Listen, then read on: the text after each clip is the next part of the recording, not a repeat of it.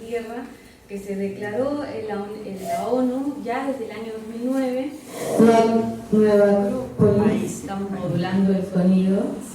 Ahora sí, se suma a los esfuerzos para plantear nuevos paradigmas, reflexionar, concienciar y tal vez, ¿por qué no?, mejorar un poco la relación que tenemos los seres humanos con nuestro entorno, con nuestro medio ambiente, con nuestro planeta. Como decía bien, lo vamos a hacer a través de una charla que tiene la primera parte dedicada a ver un poco cómo se ha ido desarrollando la ecología durante este tiempo, cómo ha ido el ser humano evolucionando en su pensamiento con la madre tierra, para después dejar la otra mitad de la conferencia a hablar sobre Avatar y rescatar las enseñanzas que podemos encontrar ahí sobre la naturaleza. Vamos a arrancar entonces por la ecología. La ecología es un término, una ciencia de la biología medianamente nueva, porque se establece recién en el 1869 y tienen que fijarse bien siempre las definiciones para ir siguiendo cómo ha ido evolucionando el pensamiento humano sobre este tema. Porque nos propone que la ecología es la ciencia que estudia la relación de los seres vivos y el medio ambiente, o en este caso la naturaleza. Lo primero que podemos ver acá es que es el medio ambiente y la naturaleza donde no está incluido el ser humano. Justamente eso, con el paso del tiempo, fue lo que cambió. La ecología incluye ahora al ser humano en relación con la naturaleza y con los seres vivos.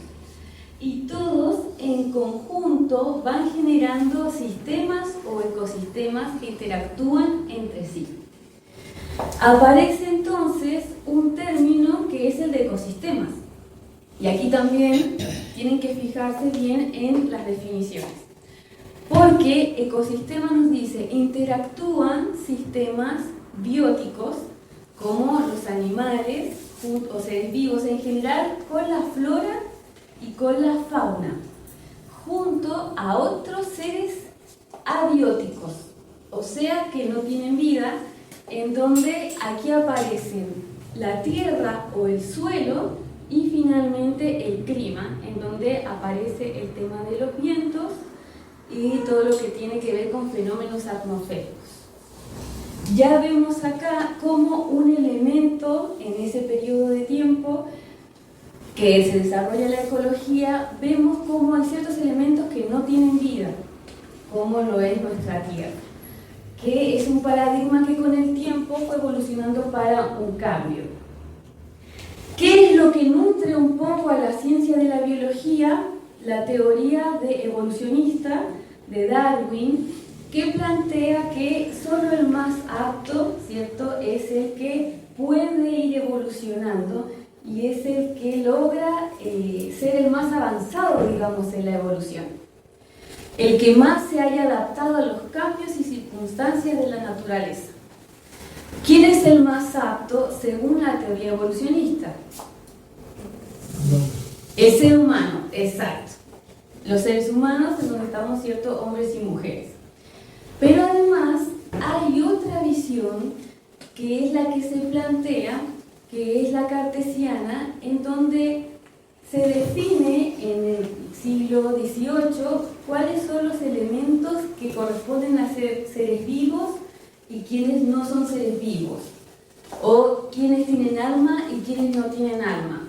Y justamente los seres que no tendrían alma, que serían mecanismos estériles, digamos, que podrían ser explotados, serían los seres que no tienen vida, y otra vez aparece aquí la Tierra. Por lo tanto, es bajo esas condiciones, bajo esas ideas, que nuestra Tierra y nuestro entorno fue generando una visión para el ser humano que está al servicio de nosotros para ser explotados sus recursos sin tener, digamos, miedo, además de contaminar el ambiente. porque ya teníamos, ya se fue gestando a medida que fue cambiando el pensamiento humano a tener una visión un poco utilitarista de la naturaleza, utilitarista de nuestro entorno. Y eso fue lo que a medida que pasaba el tiempo va generando raíces en nuestra forma de pensar, como sociedad, como seres humanos en conjunto. Lo que al finalmente vemos un resultado, nos da una crisis ecológica que es innegable en la actualidad. Sin embargo, la ecología tuvo ciertos referentes que intentaron dar otra visión sobre la naturaleza. Y aquí, en los años 70, aparece un personaje que plantea la teoría de Gaia o Gea, que es la diosa griega de la Tierra.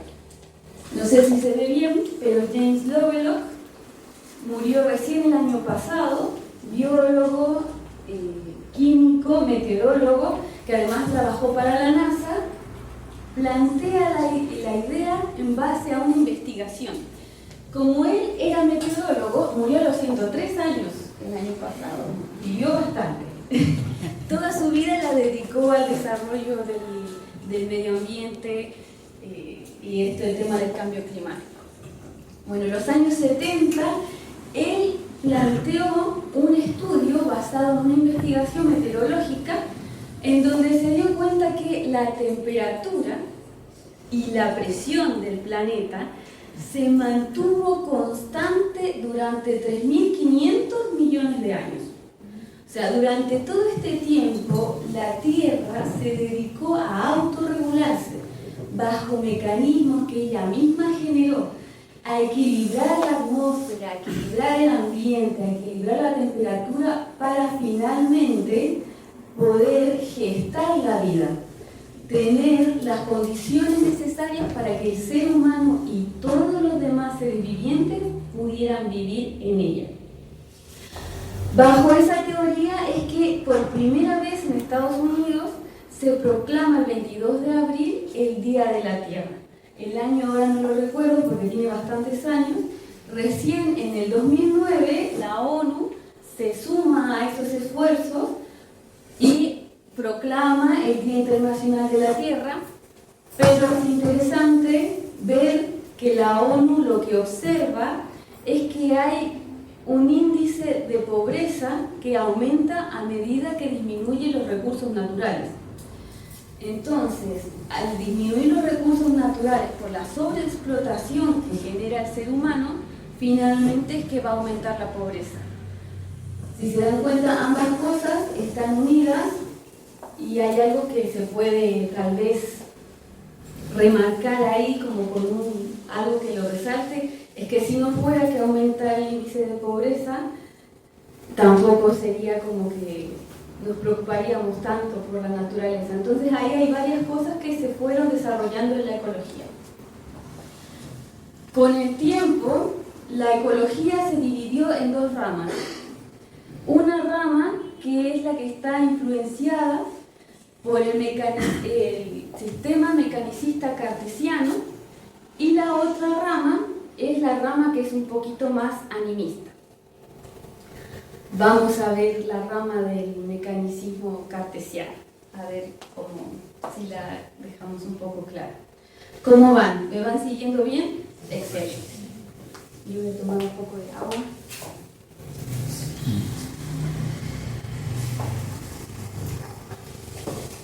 Bueno, ¿qué es lo que nos propone Descartes? Como habíamos visto hace poco, que toda la naturaleza está al servicio del ser humano. Por lo tanto, carece de energía, alma, inteligencia, sino que sería un elemento sin vida que puede ser explotado.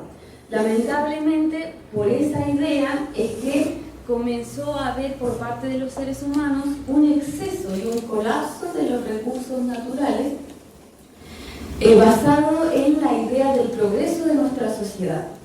La idea del progreso está inspirada en el desarrollo de los bienes de consumo. Nosotros vamos a estar bien como sociedad si cada vez tenemos más elementos que podemos consumir, y cada vez tenemos más bienes, sin importar la contaminación y los desechos, los residuos que además están contaminando el planeta. Para poder nosotros continuar teniendo ciertos bienes de consumo, necesitamos tener a la naturaleza, necesitamos tener esos recursos. Por lo tanto, para esta corriente de ecología o esta línea verde de la ecología, es necesario ahora sí poner en marcha los sistemas de protección por la naturaleza, pero para poder mantener nuestro confort y nuestro progreso social. Entonces, podemos destacar o rescatar ahí que sigue siendo una idea con un fin un poquito egoísta, en donde el ser humano se sigue preocupando solo por su bienestar, sin importar el bienestar de su entorno. Por lo tanto, no habría como una conexión o un respeto por la naturaleza, una convivencia armónica, sino que sería producto de salvaguardar el futuro de las generaciones venideras. Porque hasta el momento no tenemos vida en otro planeta, sino capaz que iríamos a ese otro planeta a vivir y dejaríamos así. Bueno, eso se contrarrestó. Bueno, tenía la foto de Descartes, que se me había olvidado que estaba acá, que como les decía, este filósofo que influencia esta corriente de pensamiento. Y estos personajes, pero bueno, todavía están ahí, si quieren los leen, pero vamos a llegar a eso.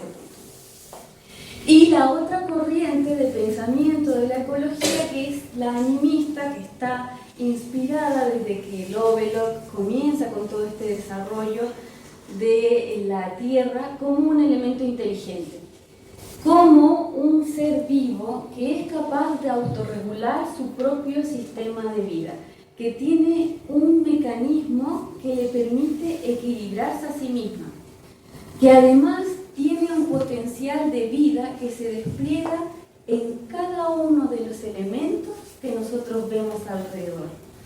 Cada uno de los sistemas, inmersos en otros sistemas, interactúan entre sí, generando una dinámica que nosotros conocemos como la vida, como la corriente de la vida. Y ese potencial de vida que se despliega está en cada ente, en cada elemento, en cada individuo.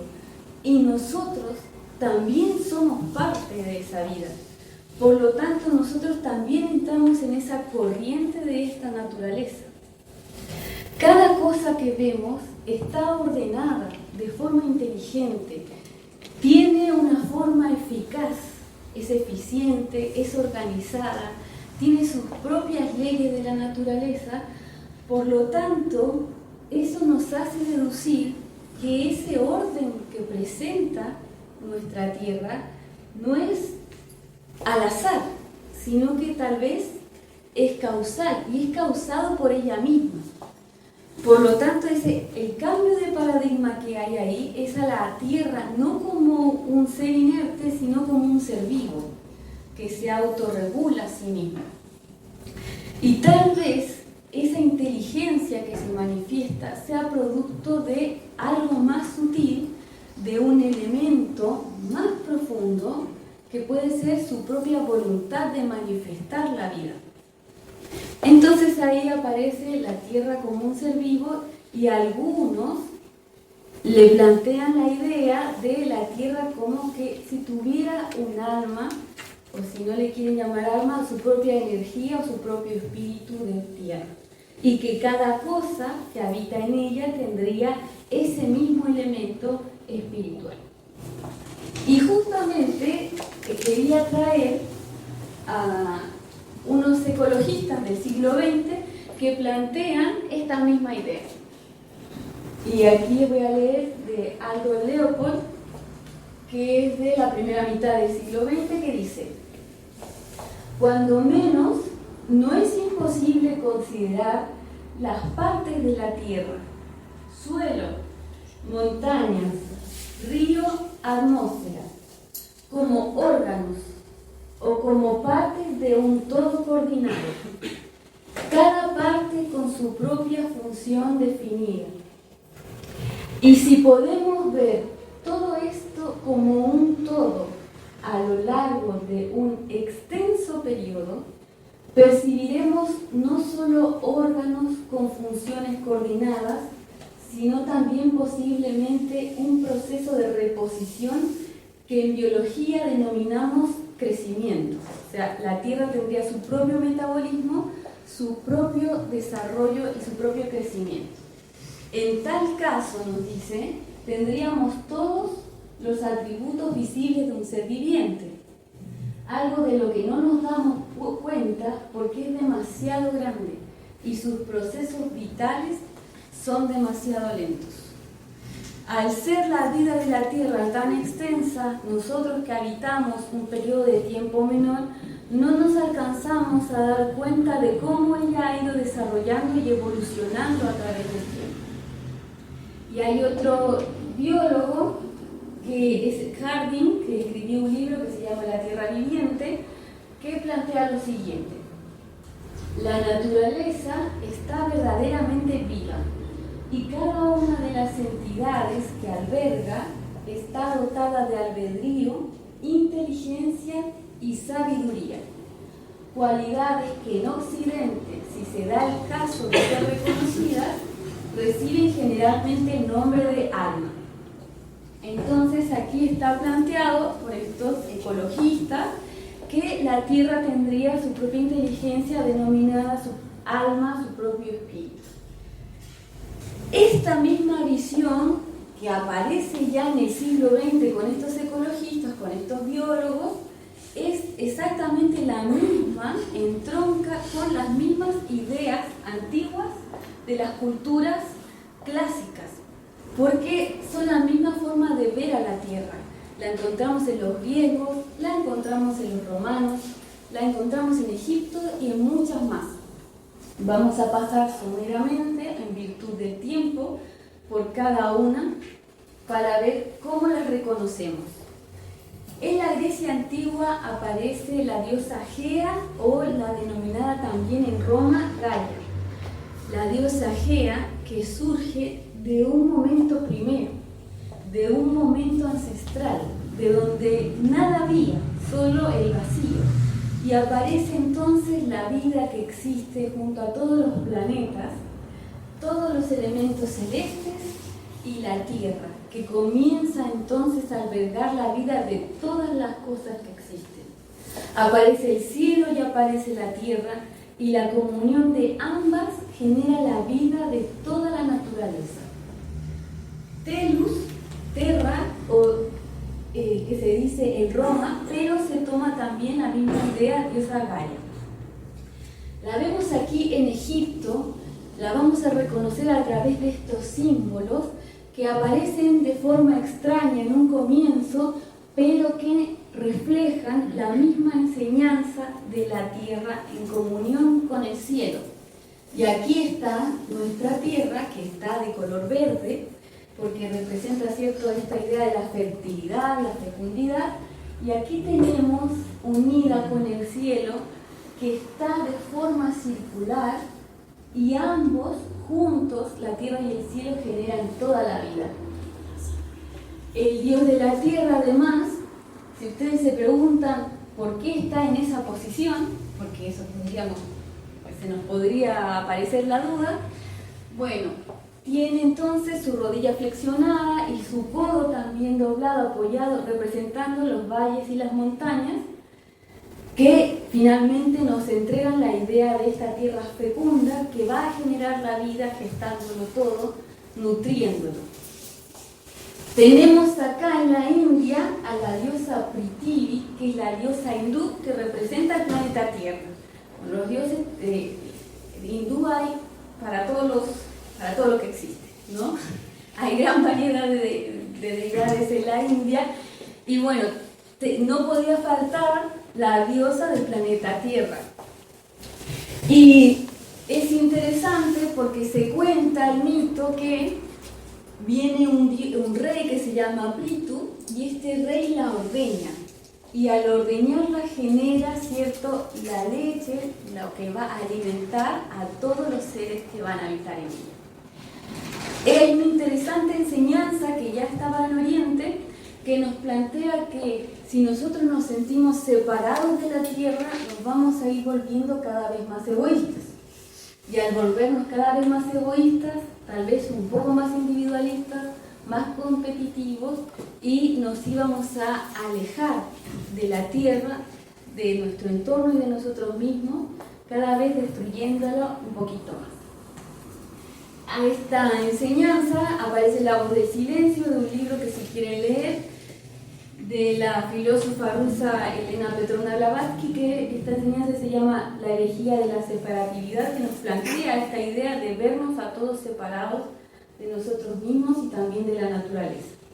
No lo puse aquí, pero ya sabemos que en América está la Pachamama, con su poder creativo, que genera todas las cosas, y que después, a través de los clásicos, aparece con Platón y los estoicos, en donde Platón nos cuenta que la Tierra es un gran ser vivo, parte de un gran organismo vivo, que tiene un alma, al que le llama el anima mundi, o el alma del mundo, y que los estoicos nos dicen que esta Tierra tiene un proceso, tiene una finalidad, tiene una vida una que avanza evolutivamente, pero que está inspirada por una fuerza que anima todas las cosas, una fuerza que anima la naturaleza y que anima a todo el sistema. Y esa fuerza es la misma que animaría nuestro propio corazón. Esa fuerza es el logos. Entonces, para el estoicismo, el logos estaría animando también la marcha evolutiva de la naturaleza. Bueno, para plantear otra forma de ver a la Tierra, no sé si conocen la carta del jefe Seattle cuando Estados Unidos le quiere comprar las tierras a las tribus americanas. No sé si la han leído, está en internet, la pueden buscar. Yo les voy a leer un trocito para que vean qué es lo que pensaban un poco más en Occidente, ya hablando de tribus americanas, sobre la relación con la tierra. A ver, que la tengo. Bueno, es larga, es muy extensa, así que después si ustedes la quieren leer, yo les voy a leer una parte. Dice: somos parte de la tierra y ella es parte de nosotros. Las fragantes flores son nuestras hermanas. El venado, el caballo, el águila majestuosa son nuestros hermanos. La pradera, el calor del potrillo y el hombre, todos pertenecen a una misma familia. Sabemos que el hombre blanco no comprende nuestra forma de ser. Le da lo mismo un pedazo de tierra que otro, porque él es un extraño que llega a la noche a sacar de la tierra lo que necesita. Todo lo que afecta a la tierra afecta a los hijos de la tierra. Cuando los hombres escupen al suelo, se escupen a sí mismos. Esto lo sabemos. La tierra no pertenece al hombre, sino que el hombre pertenece a la tierra. El hombre no ha tejido la red de la vida, él es solo una hebra de ella. Todo lo que haga la red se lo hará a sí mismo. Lo que ocurre a la tierra ocurrirá a los hijos de la tierra. Todas las cosas están relacionadas como la sangre de una familia. Es así como hemos visto a través de este pequeño somero repaso por la visión de la ecología y la relación que tenían los seres humanos de las diferentes culturas con la tierra, cómo se manifiesta esta necesidad humana de conectarse con la naturaleza, cómo convivían a través de sus mitos, a través de sus símbolos o a través de sus enseñanzas. Y a pesar de que el tiempo deje atrás todas estas ideas, parece que de alguna manera vuelven a solicitarle al ser humano, vuelven a hablarle, vuelven como a susurrarle en los tiempos que aparecen otra vez las mismas enseñanzas. Tal vez no a través de mitos o símbolos como los personajes que vimos en la presentación, sino a través de formas más modernas, mitos un que se reflejan a través de películas y series.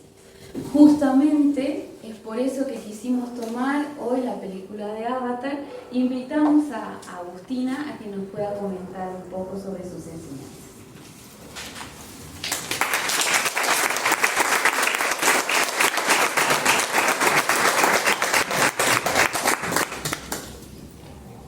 Gracias, Regania, por la introducción. Bueno, ahora vamos a estar hablando un poco acerca de las enseñanzas que nos deja la película de Avatar. Recién, como nos estaba comentando Jordania, estas enseñanzas se han dado al hombre a veces a través de mitos, en el caso de la modernidad a veces a través de películas, ¿sí? En donde los héroes tienen que luchar a veces contra extraterrestres, a veces contra criaturas míticas. En este caso nuestros héroes se van a vestir de azul y nos van a estar contando un poco acerca de la relación del hombre con su planeta, ¿sí? Con la naturaleza. ¿Quiénes vieron Avatar en la sala? No muchos. Hay varias. Bueno, nosotros nos vamos a estar basando en esta ocasión en la primera película, que es la que tiene más enseñanzas filosóficas, por así decirlo, ¿sí? Para aquellos que no la hayan visto o no se acuerden mucho, porque la primera pasó hace bastante tiempo, les voy a hacer una pequeñísima síntesis, ¿sí? Para ver dónde estamos parados, ¿sí? La película comienza así, es digamos que un futuro distópico en el cual la Tierra donde vivimos estaba medio que destruyéndose, ¿sí? Había quedado sin recursos, había quedado sin animales, sin naturaleza, sin nada. Entonces un grupo de humanos van a el planeta, en verdad van a la luna Pandora, que era la luna del planeta Polifemo, y van a buscar un mineral que le iba a dar a la Tierra una dosis de energía muy grande, ¿sí? Ese mineral también lo podían vender por muchos millones de dólares, entonces para ellos creían que era como la solución. Entonces mandan a un grupo de científicos, ¿sí? Y a un grupo de militares a poder, investigar este planeta y tratar de... Al principio lo que ellos quieren es generar una relación medio diplomática, ¿no? Con los habitantes de este planeta, que era la tribu de los Na'vi. La cosa se pone un poco fea cuando ellos deciden, querer tomar por la fuerza la tierra directamente de los Na'vi. Entonces ahí es donde entra un poco, comienza la película, ¿no? Parte de esta solución diplomática que buscan es, estos avatares, no sé si se acuerdan, pero estaban formados, eran como muñecos, ¿no? Que estaban formados con parte de ADN humano y parte de los nativos. Con lo cual, iban a poder meterse dentro del planeta y ver sus costumbres, aprender de ellos, en fin. Así es que vamos a tener un protagonista del cual les voy a estar hablando, que es Jake Sully. Otra coprotagonista que va a ser Neytiri, que es la princesa de la tribu, y después vamos a estar ahondando un poco más, ¿sí? Uy, tengo un problema con este control. Bueno, uno de los puntos o ejes principales en los que me voy a basar es justamente la tribu Na'vi, ¿no? Que en sí son los Omaticaya, particularmente es el nombre de la tribu, que ellos tenían una conexión muy grande, muy íntima, muy sagrada con su tierra, con la naturaleza. Para ellos, todo lo existente, todo lo que tenían en su planeta, estaba intrínsecamente relacionado con una red de energía. Una energía que era prestada al momento de nacer y que eventualmente, en el momento de desencarnar, iban a tener que devolver, ¿sí? Entonces, podemos decir que ellos encarnaban, ¿sí? Tomaban parte de esa energía para vivir su experiencia y luego iban a tener que devolver todo lo que se les había sido prestado, ¿no? Hay antiguas tradiciones que nos hablan de esto también, ¿sí? Porque uno puede decir, pero ¿cuál era el sentido de esto? las tradiciones nos dicen que los seres tienen que pasar un tiempo, ¿no?, por la tierra encarnando, toman parte de esa materia universal y luego, y en ese momento van a tomar experiencia, van a vivir experiencias y luego justamente van a devolver ese vehículo físico para luego incorporar todas esas experiencias vividas, ¿no? Para los Na'vi, ¿no?, según esta concepción, la vida y la muerte no existían en cierta forma, ¿no? Para ellos todo formaba parte de una única vida, de una vida universal que estaba en evolución, que estaba en la misma marcha evolutiva. Entonces decían esto, que la vida y la muerte eran dos aspectos de lo mismo, ¿sí?, como si fueran dos caras de una misma moneda. En definitiva era todo vida. Para ellos la vida, una vez que alguien moría, ¿no?, permanecía dentro de Eiwa, permanecía dentro de esa diosa madre. Ellos la representan con esta figura que en sí Eiwa era, ¿no?, como esa diosa madre de todo el planeta. Para ellos era toda la tierra, pero lo representaban con ese árbol de las almas, que no sé si se acuerdan, si ellos se conectaban con esa conexión que tenían con el cabello, podían escuchar las voces de sus antepasados, ¿no? Entonces, como les decía, todo permanecía vivo dentro de esa vida una, dentro de esa vida única. Esa misma concepción de esa diosa madre, como les decía Jordania, también la vemos en otras tradiciones, ¿no? La vemos en la tradición griega con la diosa Gea, la vemos aquí en América con la Pachamama, la vemos en Egipto también con la diosa Hathor, esa madre nutricia, esa vaca cósmica. En fin, tenemos muchas formas de relatar la misma enseñanza, pero sería esa diosa madre que se da a sí misma, que presta su cuerpo para que sus hijos puedan sobrevivir en ella. Hay un momento en la película en la que ellos iban justo a entrar a la batalla, no sé si se acuerdan, y Jake le dice, le pide ayuda, y Neytiri le dice a Jake: nuestra madre no toma partido, nuestra madre simplemente se ocupa de que el equilibrio de la vida se mantenga, ¿no? De la misma forma, como nos decía Jordania, podemos decir que la tierra misma también busca mantener ese equilibrio para que la vida continúe, para que la vida se mantenga. Y ese equilibrio lo vemos a través de distintos síntomas, ¿no?, por así decirlo. Lo podemos ver a través de distintos cataclismos, como son los terremotos, y ahí tenemos el elemento tierra. Lo podemos ver a través de las inundaciones, y tenemos el elemento agua, a través de huracanes, ¿sí?, y a través de incendios, el fuego, exactamente. Como hay un montón de otros síntomas, ¿sí? Pero bueno, esto nos da esta pauta que decíamos, que se autorregula para mantener ese equilibrio, para que la vida sea posible.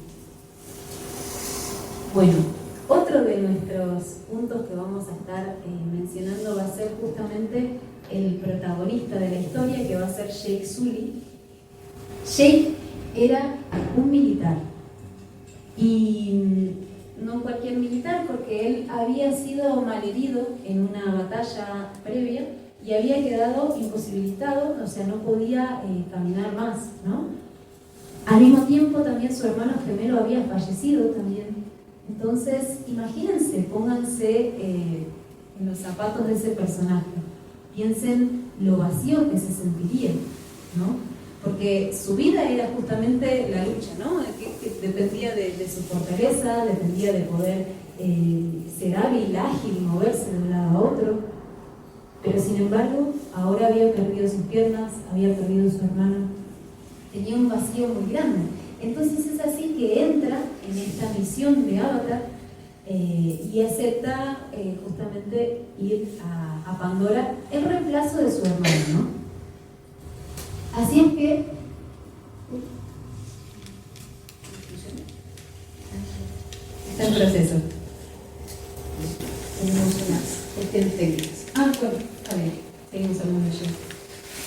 Así es que bueno, tiene esta misión, ¿no? En la cual tiene que reemplazar a su hermano, ¿sí? Y se va a encontrar primero con un paradigma, ¿no? Porque él al comienzo va por la misma ambición que el resto de las personas. No sé si se acuerdan que en la película tenemos a dos grandes grupos en Pandora, que son los científicos, que estaban, bueno, que querían investigar, ¿no? Sobre cómo se desarrollaba la biología del lugar y demás. Y estaba el grupo de los militares, que querían justamente obtener este metal preciado, ¿no? Y digamos que Jake, en el comienzo, va también por una ambición, no porque quisiera volverse rico, por así decirlo, pero a él le habían prometido que si se quedaba y si concretaba su misión, iba a recuperar sus piernas, iba a recuperar su libertad, ¿no? La libertad que le iba a dar tener esas piernas, poder moverse.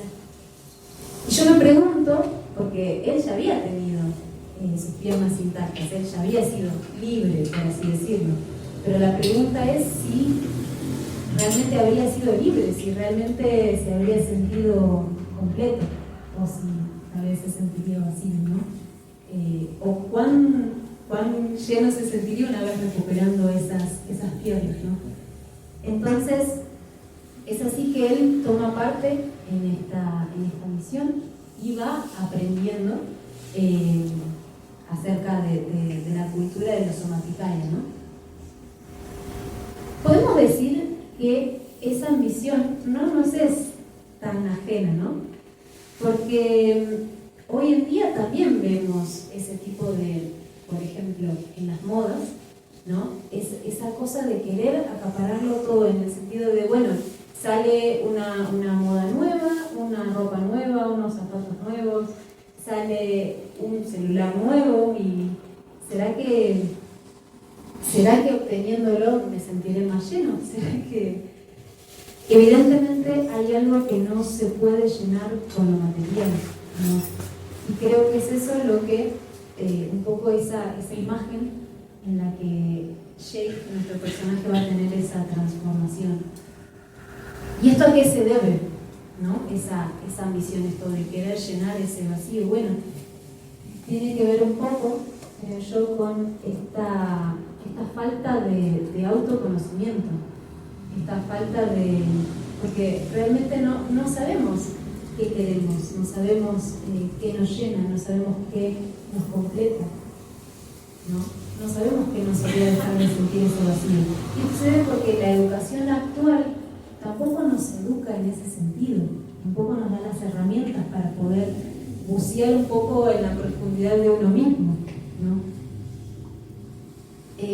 Algo interesante de la película, una anécdota, es el metal, el mismo metal que ellos estaban buscando, que se llama un octanio. El significado sería lo inobtenible, ¿no? Haciendo un poco referencia a que justamente ese vacío que Jake sentía, que sentían también los militares con su ambición y demás, era inobtenible de llenar en el plano material. O sea, evidentemente había que bucear un poco más profundo para poder llenar ese vacío interior. Bueno, a medida que Jake se va un poco adentrando en la cultura, medio que se va enamorando no solo de Haití, sino también de los ideales de su pueblo. Recuerden que ellos tenían esta concepción de la vida única. O sea, ellos no se veían como mi vida, la vida de mi vecino, la vida del árbol, la vida de la planta. Ellos creían que era una única vida en evolución, ¿no? Así como los dedos de una mano, ¿no? Mi dedo no dice, bueno, yo soy más dedo que vos. No, o sea, yo no soy más mano que el otro dedo. Lo mismo ocurre en el cuerpo. Todos los órganos tienen distintas funciones. O sea, son diferentes, se comportan diferentes, actúan diferentes. Pero sin embargo, si alguno de ellos falla, el cuerpo se enferma. Ahí viene esa idea de el bien común sobre el bien individual. Como en una familia. En una familia, los integrantes se defienden a sí mismos. O nadie duda, por ejemplo, no sé, yo si tuviera que dar la vida por mi hermana, si fuera necesario no lo pondría en duda, jamás. Lo mismo ocurre por ahí. Los niños, ¿no? Al comienzo, cuando son menores, no lo entienden, pero a medida que van creciendo, van tomando esa responsabilidad, ¿no? Sobre sus hermanos más pequeños, y es algo que se da naturalmente. Bueno, lo mismo le ocurre a Jake Sully. A medida que va tomando esa conciencia de unidad, esa conciencia de unión, ese sentirse parte de la tribu Maticaya, es que comienza a transmutar un personaje, comienza a cambiar. Una de las responsables de esa transformación interior que tiene Jake, podemos decir que es Neytiri, ¿sí? Que era la princesa de la tribu. Neytiri al principio medio que no le gusta para nada a Jake, ¿no? Que llega ahí como invasor de su tierra, y con el tiempo lo va medio que guiando, ¿no? Hay una anécdota, ¿no? Que es cuando primero se encuentran, que bueno, él empieza a hacer ruido y lo atacan los animales del bosque y ella lo tiene que defender. Y él le dice, bueno, ¿y por qué me salvaste? Bueno, te salvé porque veo que eres fuerte, pero eres tonto como un niño pequeño, ¿no? Y él le pide que le enseñe. Ella le dice, bueno, pero no se te puede enseñar, porque a la gente del cielo no se le puede. La gente del cielo, no entendiendo a los humanos del planeta Tierra, ¿no? A la gente del cielo no se le puede enseñar. Y él le dice, bueno, enséñame a ver entonces. Así es que ella va a tomar ese rol, ¿no? De su maestra, de su guía. Y él sería en cierta forma también ese alumno, ese discípulo que va aprendiendo e incorporando esas enseñanzas. Podemos tomar esta idea de niño como que Jake al principio era en cierta forma inmaduro, inconsciente, ¿no? Porque ¿cómo es un niño? Un niño suele ser más egocéntrico, más egoísta, no tiene conciencia tal vez de lo que está bien, de lo que está mal. Bueno, asimismo Jake actuaba de esa manera hasta que, como decíamos, tomó esa conciencia de unidad, de grupo. ¿Y cuándo tomó esa conciencia? Bueno, Neytiri le decía todo el tiempo, cuando estés listo, cuando estés listo. Y está listo recién cuando hace su primera muerte limpia, como lo llaman, que es cuando él mata a un animal, pero lo mata con una conciencia que lo saluda, le dice, te saludo hermano, te agradezco, tu cuerpo permanece aquí con nosotros y tu alma va con él igual. O sea, como que reconoce que son parte de lo mismo, ¿no? Reconoce que son la misma naturaleza, la misma vida, y le agradece, ¿no? Así es que él está listo y puede tomar parte, ¿no? Puede ser volverse parte, volverse un Maticaya. Bueno, ahí les puse una frase de la peli, ¿no? Que decía que dicen, ¿sí? Los Na'vi, que toda persona tenía dos nacimientos, una cuando encarnaba y la otra cuando podía llamarse parte del pueblo, ¿no? Una de las cosas a destacar también es que, si bien Neytiri le enseñó toda la transformación que tuvo Jake y demás, evidentemente dentro de Jake había una esencia, ¿no? Había una esencia diferente, había algo, ¿no? Una semillita. Porque si Neytiri le hubiese intentado enseñar, por ejemplo, al coronel Quaritch, que era ese malvado que quería romper todo, yo no creo que podría haber logrado transformar algo, ¿no? Pero fue justamente esa cosa diferente que vio la madre de Neytiri cuando le perdonó la vida, lo que hizo que lo eligieran en cierta manera, porque guardaba una cierta semilla en su interior, ¿no? Hay una anécdota que cuentan, ¿no? Que la madre de Sócrates era partera y decían que, ok, ella no podía, o sea, ayudar a dar a luz a alguien que no estuviera embarazado, ¿no? Y de la misma manera podemos decir que Neytiri no hubiese podido hacer florecer el alma de Jake si no hubiese tenido una semilla interna que buscara lo trascendente. El tercer eje en el que me voy a basar el día de hoy va a ser este avance tecnológico, ¿no? Barra evolución, por así decirlo. En cierta forma nos hallamos inmersos ante un gran avance de la ciencia, gran avance de la tecnología, pero ese avance tecnológico implica un avance a nivel humano, implica un crecimiento en cuanto a la conciencia, porque si bien estamos muy evolucionados, ¿no?, a nivel de máquinas, una máquina no puede reemplazar la evolución humana, la conciencia humana, ¿no? Estamos ante una gran crisis de valores, ¿sí?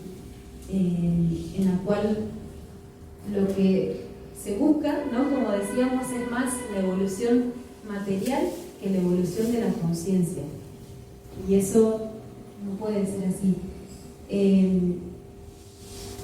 Una de las cosas que muestra eso en la peli era justamente cómo para los hombres, ¿no?, los hombres que estaban ahí no podían entender, no podían ponerse en los zapatos de la gente de la tribu. Y esto es algo muy común que nos pasa. Inclusive Jake en un momento dice, bueno, no, porque ellos hablan de la energía, no sé qué, espero que toda esta basura no venga en el examen final, le dice.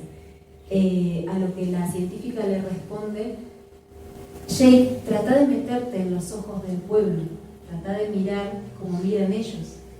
Y es recién ahí cuando él puede ver, ¿no? Y esto nos suele pasar mucho cuando miramos culturas diferentes, cuando miramos civilizaciones antiguas, diferentes, tratamos, incluso, no sé, entre nosotros mismos, cuando tratamos de entender al otro, nos pasa esto, que tratamos de meterlo a nuestro propio molde mental, en vez de hacerlo a la inversa, en vez de, bueno, embarrarnos un poco y ponernos en el lugar del otro, ¿no? Creo que es una enseñanza muy interesante. Y un poco para finalizar, esta idea de que los hombres que estaban ahí en Pandora decían que los Na'vi eran incivilizados, ¿no? Que no tenían tecnología, que no tenían, bueno, en fin, medicinas modernas, ciencia. Y yo creo que un hombre incivilizado no es aquel que no tiene tecnología, ¿no?, sino aquel que ha perdido sus valores, aquel que no conoce su origen, ¿no?, de dónde viene, que no conoce su destino, a dónde va, a dónde se dirige. Así que, para concluir, la voy a llamar a Jordania, que nos va a hablar un poco de cómo cambia este paradigma.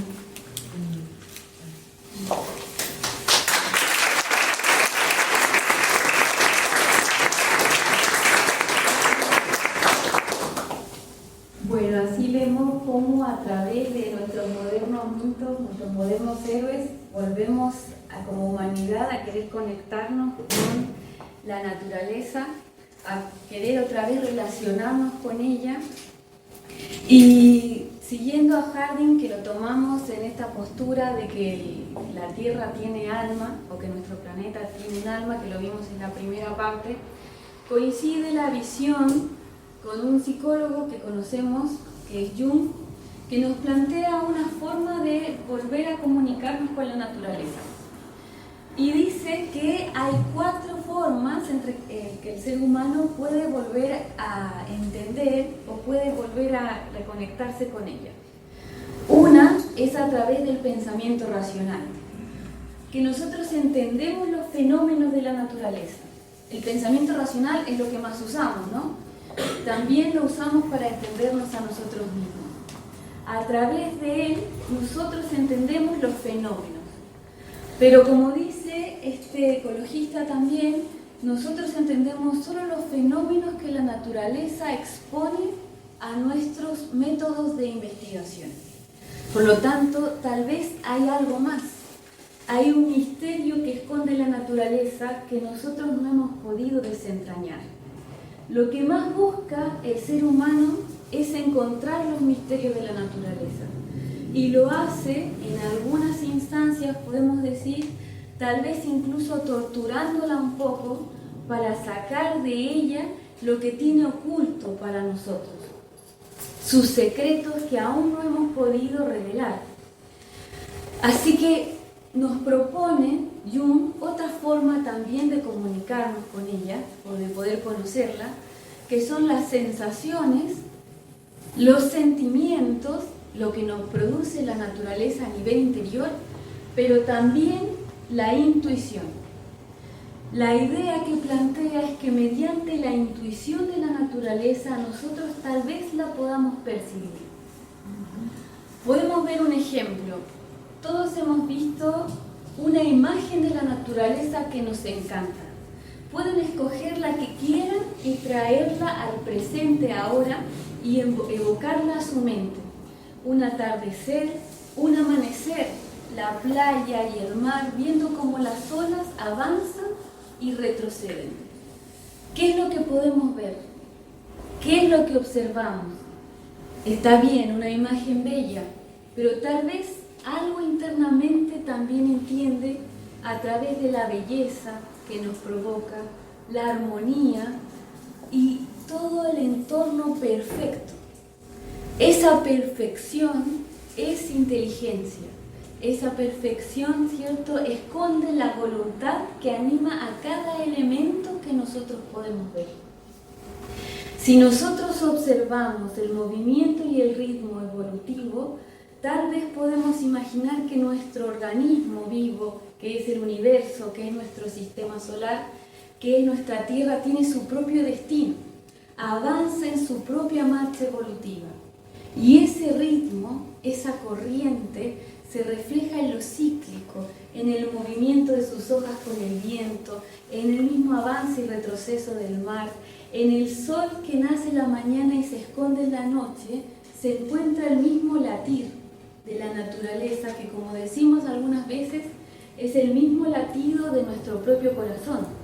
Avanzamos al mismo ritmo, a la misma velocidad.